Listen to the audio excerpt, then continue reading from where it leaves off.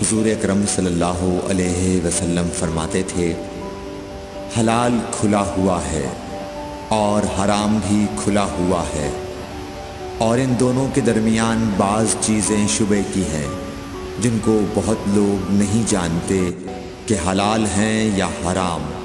پھر جو کوئی شبے کی چیزوں سے بھی بچ گیا اس نے اپنے دین اور عزت کو بچا لیا، اور جو کوئی ان شبے کی چیزوں میں پڑ گیا اس کی مثال اس چرواہے کی ہے جو شاہی محفوظ چراگاہ کے آس پاس اپنے جانوروں کو چرائے۔ وہ قریب ہے کہ کبھی اس چراگاہ کے اندر گھس جائے اور شاہی مجرم فرار پائے۔ سن لو، ہر بادشاہ کی ایک چراگاہ ہوتی ہے، اللہ کی چراگاہ اس کی زمین پر حرام چیزیں ہیں، پس ان سے بچو۔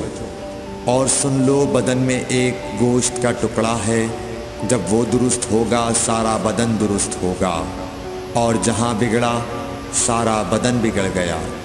سن لو، وہ ٹکڑا آدمی کا دل ہے۔ صحیح بخاری حدیث نمبر 52۔